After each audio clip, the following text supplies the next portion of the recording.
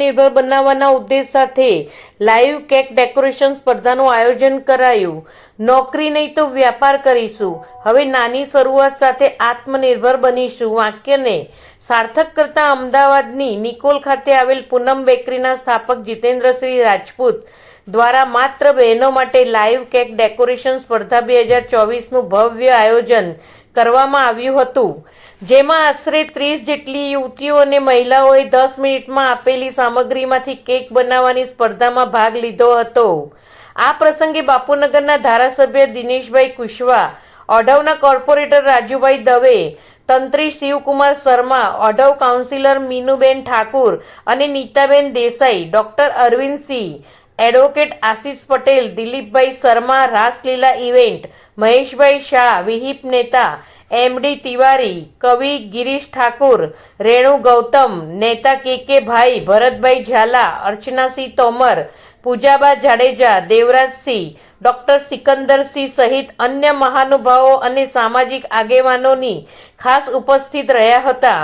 અને દીપ પ્રજ્વલિત કરી આ સ્પર્ધાને ખુલ્લી મૂકી હતી। ઉપરાંત ઉપસ્થિત મહેમાનોનું જીતેન્દ્રસિંહ રાજપૂત દ્વારા મોમેન્ટો તેમજ તમામ સ્પર્ધકોનું તેમના ધર્મપત્ની પૂનમબેન રાજપૂત દ્વારા પુષ્પગુચ્છ આપી ભવ્ય સ્વાગત કરવામાં આવ્યું હતું। આ સ્પર્ધાના અંતમાં નિર્ણાયક જજ દ્વારા સૌથી સુંદર અને વ્યવસ્થિત કેક બનાવનાર સ્પર્ધકોને વિજેતા જાહેર કરવામાં આવ્યા હતા, જેમાં નિકોલની ક્રિશાની જાગાણી પ્રથમ નંબરે, શાહપુરની ફરહા લાલીવાળા દ્વિતીય નંબરે અને જામફળવાડીની કોમલ રાજપૂત તૃતીય નંબરે આવી વિજેતા બની હતી, જેઓને પ્રથમ ઇનામ 11,000, દ્વિતીય ઇનામ 7,500 અને તૃતીય ઇનામ 5,000 સાથે પ્રમાણપત્ર અને ટ્રોફી એનાયત કરી સન્માનિત કરવામાં આવ્યા હતા।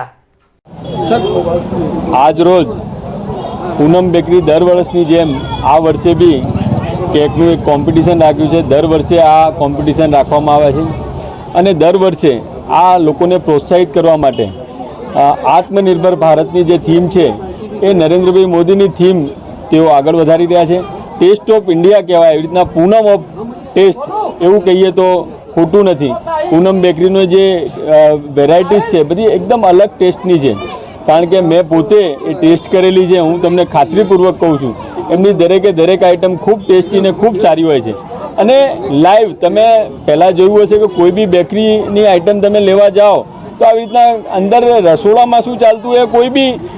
ફાસ્ટ ફૂડવાળો તમને બતાવશે નહીં, પણ પૂનમ બેકરીવાળા એ પોતાની જે પ્રોડક્ટ છે એ લાઈવ લોકોને બતાવે છે કે અમે કેવી રીતના આ પ્રોડક્ટ બનાવીએ છીએ અને સ્વચ્છતાથી સારી પ્રોડક્ટ કોઈને જોઈતી હોય તો ખરેખર પૂનમ બેકરીમાં આવવું જોઈએ અને પૂનમ બેકરી આવી ખૂબ પ્રગતિ કરે, ખૂબ એની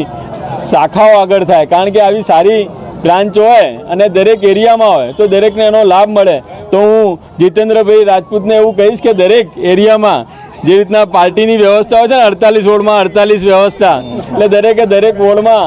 એમની એક બેકરીની એક સ્થાપના કરે, જેથી કરીને એક સારી વ્યવસ્થા લોકોને મળી શકે અને એક સનાતન ધર્મીનો માણસ જ્યારે આ વ્યવસ્થામાં જોડાતો હોય અને આવી સરસ વ્યવસ્થા કરતો હોય તો હું સૌને રિક્વેસ્ટ કરીશ કે ભાઈ આ સનાતની જોડે જ બેકરીની આઈટમ લેવી જોઈએ, એવી બી હું આપ સૌને રિક્વેસ્ટ કરું છું કે આપ સૌ આ પૂનમ બેકરીની આઈટમો ખૂબ સારી આવે છે। આપ સૌ પૂનમ બેકરીને સહયોગ કરો અને પૂનમ બેકરીનો વેપાર આગળ વધે અને એક સારી ક્વોલિટી આપણને મળે, એના માટે આ પૂનમ બેકરીના જે ઓનર છે અને એમના પરિવારના સૌને હું ખૂબ ખૂબ શુભકામના આપું છું। આવી રીતના એ ખૂબ પ્રોગ્રેસ કરે, ખૂબ આગળ વધે એવી પ્રભુને પ્રાર્થના કરીને મારી વાણી વિરામ આપું છું।